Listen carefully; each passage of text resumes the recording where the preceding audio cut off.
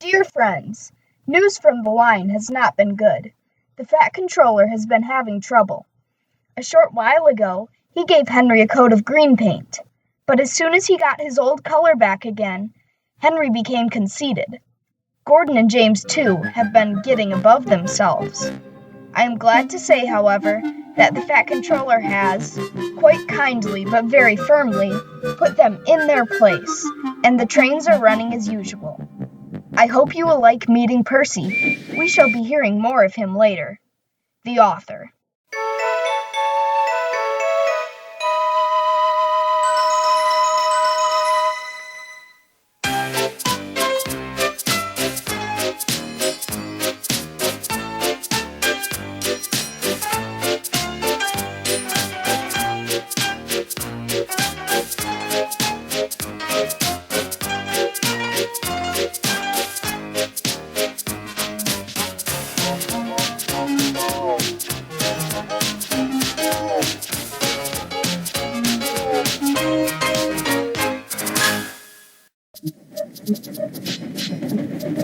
Henry and Gordon were lonely when Thomas left the yard to run his branch line. They missed him very much.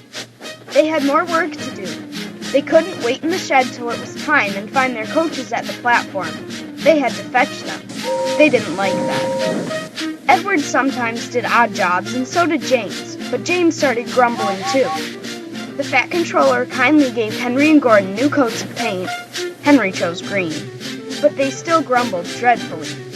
"We get no rest," they complained as they clanked about the yard, but the coaches only laughed. You're lazy and slack, they answered in their quiet, rude way. But when a circus came to town, the engines forgot they were tired. They all wanted to shunt the special trucks and coaches. They were dreadfully jealous of James when the Fat Controller told him to pull the train when the circus went away. However, they soon forgot about the animals, as they had plenty of work to do. One morning, Henry was told to take some workmen to a tunnel which was blocked.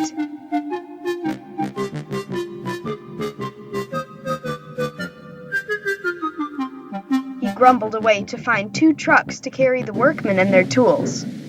Pushing trucks, he muttered in a sulky sort of way. They stopped outside the tunnel and tried to look through it, but it was quite dark. No daylight shone from the other end. The workmen took their tools and went inside. Suddenly, with a shout, they all ran out, looking frightened. "We went to the block and started to dig, but it grunted and moved," they said. "Rubbish," said the foreman. "It's not rubbish. It's big and alive. We're not going in there again."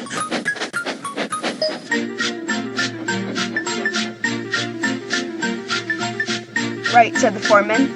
"I'll ride a truck, and Henry shall push it out." "Wheesh!" said Henry unhappily. He hated tunnels. He had been shut up in one once. But this was worse. Something big and alive was inside. "Beep, beep, beep, beep, beep, beep," he whistled. "I don't want to go in." "Neither do I," said his driver, "but we must clear the line."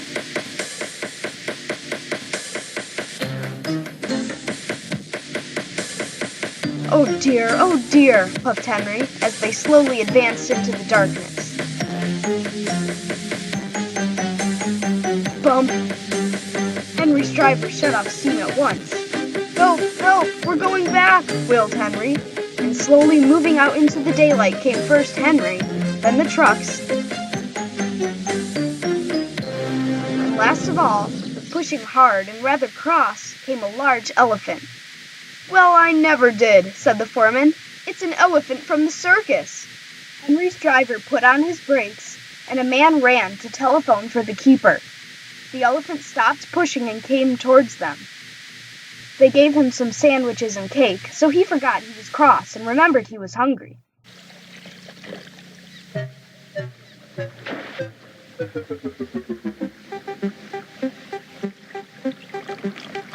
He drank 3 buckets of water without stopping, and was going to drink another when Henry let off steam. The elephant jumped and whoosh! He squirted the water over Henry by mistake. Poor Henry.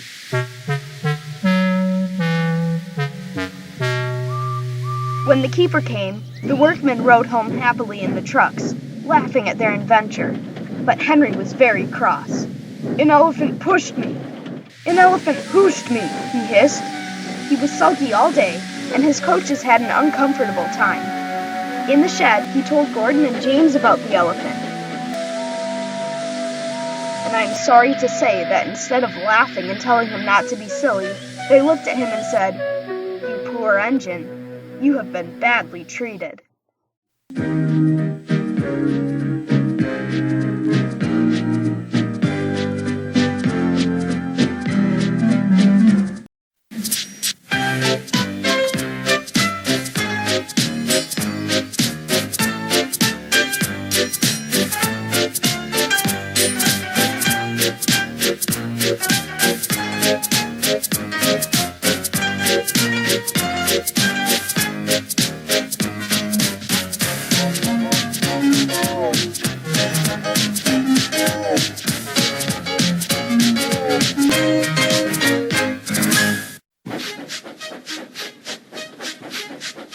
The big stations at both ends of the line each have a turntable.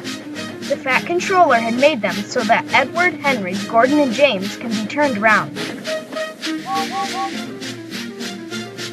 It is dangerous for tender engines to go fast backwards. Tank engines like Thomas don't need turntables. They can go just as well backwards as forwards. But if you had heard Gordon talking a short while ago, you would have thought that the Fat Controller had given him a tender just to show how important he was. "You don't understand, little Thomas," said Gordon.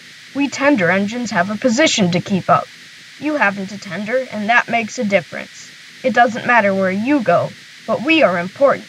And for the Fat Controller to make us shunt trucks, fetch coaches, and go on some of those dirty sidings, it's not the proper thing." Gordon puffed away in a dignified manner. Thomas chuckled and went off with Annie and Clarabelle. Arrived at the terminus, Gordon waited till all the passengers had got out. Then, groaning and grumbling, he shunted the coaches to another platform. "Disgraceful, disgraceful," he hissed as he ran backwards to the turntable. The turntable was in a windy place close to the seat. It was only just big enough for Gordon, and if he was not on it just right, put it out of balance and made it difficult to turn. Today, Gordon was in a bad temper and the wind was blowing fiercely. His driver tried to make him stop in the right place. Backwards and forwards they went, but Gordon wasn't trying. At last, Gordon's driver gave it up. The fireman tried to turn the handle, but Gordon's weight and the strong wind prevented him. The driver, some plate layers, and the fireman all tried together. "It's no good," they said at last, mopping their faces. "Your tender upsets the balance. If you were a nice tank engine, you'd be all right. Now you'll have to pull the next train backwards."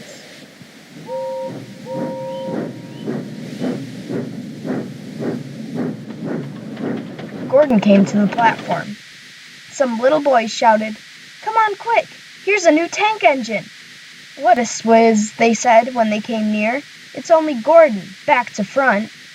Gordon hissed emotionally. He puffed to the junction. "Hello," called Thomas. "Playing tank engine? Sensible engine. Take my advice. Scrap your tender and have a nice bunker instead." Gordon snorted but didn't answer. Even James laughed when he saw him. "Take care," hissed Gordon. "You might stick too." "No fear," chuckled James. "I'm not so fat as you." "I mustn't stick," thought James anxiously as he ran to the turntable later. He stopped on just the right place to balance the table. It could now swing easily. His fireman turned the handle. James turned, much too easily. The wind puffed him round like a top. He couldn't stop.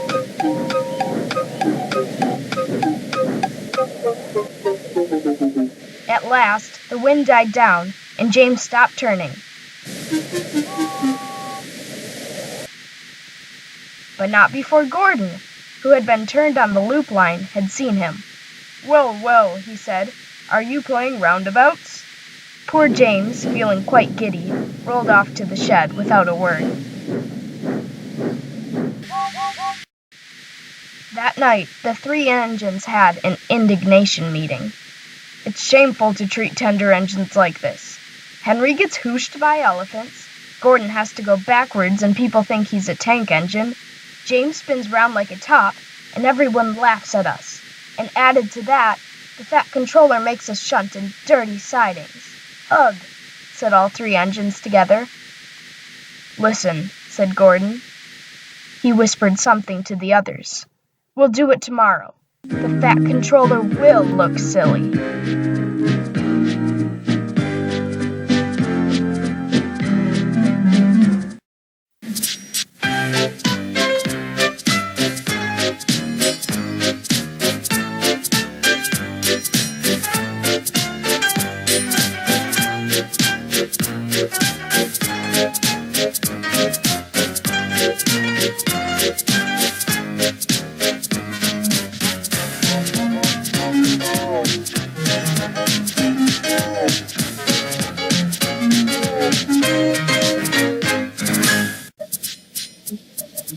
The Fat Controller sat in his office and listened. The Fat Controller frowned and said, "What a nuisance passengers are! How can I work with all this noise?" The station master knocked and came in, looking worried. "There's trouble in the shed, sir. Henry is sulking, there is no train, and the passengers are saying this is a bad railway." "Indeed," said the Fat Controller, "we cannot allow that. Will you quieten the passengers, please? I will go out and speak to Henry." He found Henry, Gordon, and James looking sulky. "Come along, Henry," he said. "It's time your train was ready." "Henry's not going," said Gordon rudely. "We won't shunt like common tank engines. We are important tender engines. You fetch our coaches, and we will pull them. Tender engines don't shunt." And all three engines let off steam in a cheeky way. "Oh, indeed," said the Fat Controller severely. "We'll see about that. Engines on my railway do as they are told." He hurried away, climbed into his car, and drove to find Edward. The yard has never been the same since Thomas left, he thought sadly. Edward was shunting. "Leave those trucks, please, Edward. I want you to push coaches for me in the yard." "Thank you, sir. That will be a nice change." "That's a good engine," said the Fat Controller kindly. "Off you go, then." So Edward found coaches for the three engines, and that day, the trains ran as usual.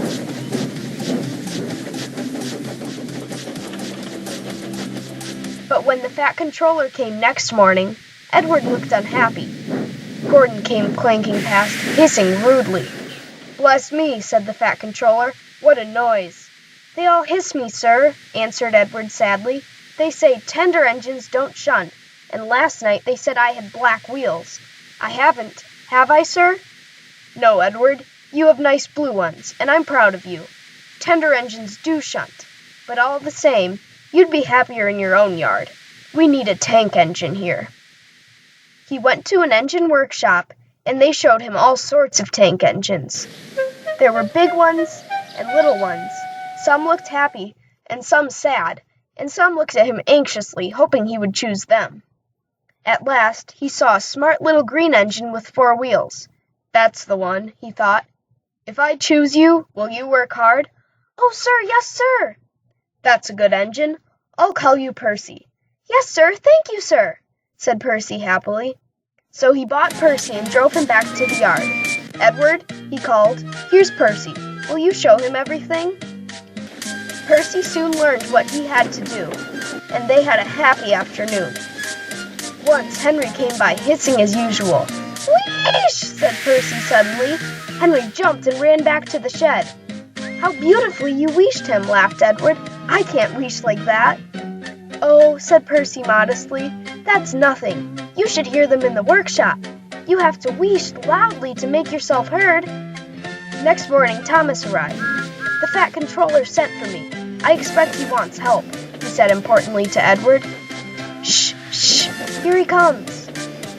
"Well done, Thomas. You've been quick. Listen, Henry, Gordon, and James are sulking.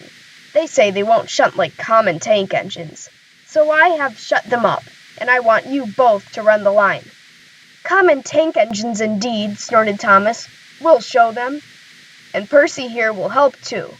"Oh, sir, yes, sir, please, sir," answered Percy excitedly. Edward and Thomas worked the line. Starting at opposite ends, they pulled the trains, whistling cheerfully to each other as they passed. Percy sometimes puffed along the branch line.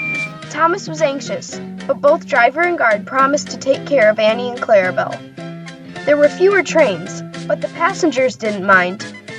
They knew the three other engines were having a lesson. Henry, Gordon, and James stayed shut in the shed, and were cold, lonely, and miserable. They wished now they hadn't been so silly.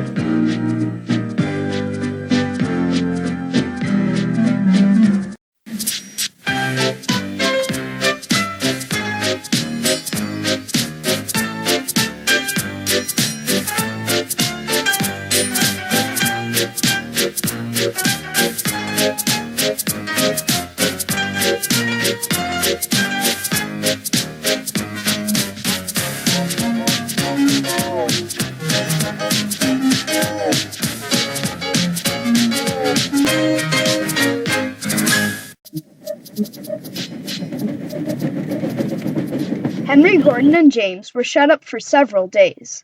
At last, the fat controller opened the shed. "I hope you are sorry," he said sternly, "and understand you are not so important after all. Thomas, Edward, and Percy have worked the line very nicely. They need a change, and I will let you out if you promise to be good." "Yes, sir," said the three engines. "We will." "That's right, but please remember that this no-shunting nonsense must stop." He told Edward, Thomas, and Percy that they could go and play on the branch line for a few days. They ran off happily and found Annie and Clarabelle at the junction. The two coaches were so pleased to see Thomas again, and he took them for a run at once. Edward and Percy played with trucks.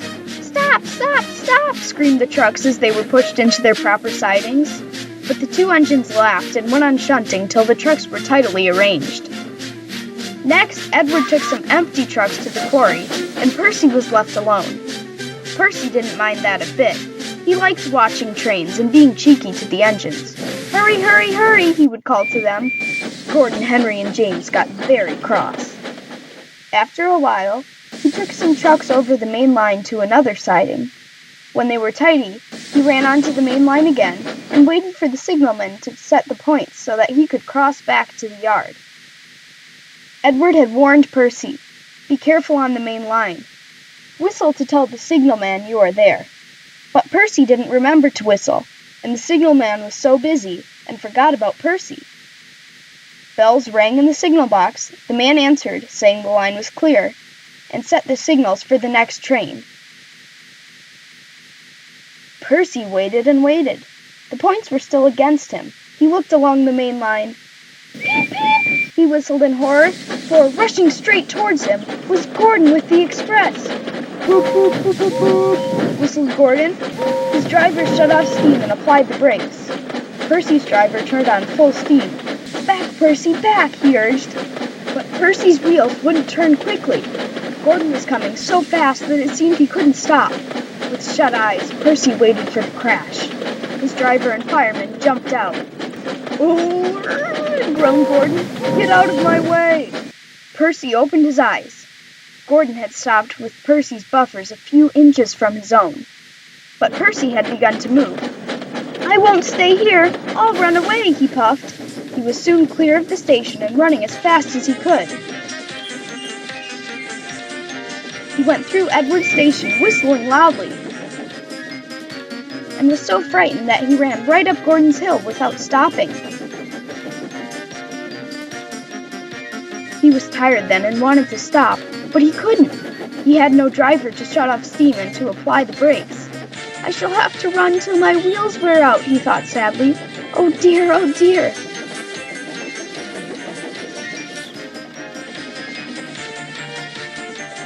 "I want to stop, I want to stop," he puffed in a tired sort of way.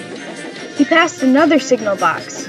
"I know just what you want, little Percy," called the man kindly. He set the points, and Percy puffed wearily onto a nice empty siding, ending in a big bank of earth. Percy was too tired now to care where he went. "I want to stop, I want to stop." "I have stopped," he puffed thankfully, as his bunker buried itself in the bank. "Never mind, Percy," said the workmen as they dug him out. "You shall have a drink and some coal, and then you'll feel better." Presently Gordon arrived. "Well done, Percy. You started so quickly that you stopped a nasty accident." "I'm sorry I was cheeky," said Percy. "You were clever to stop."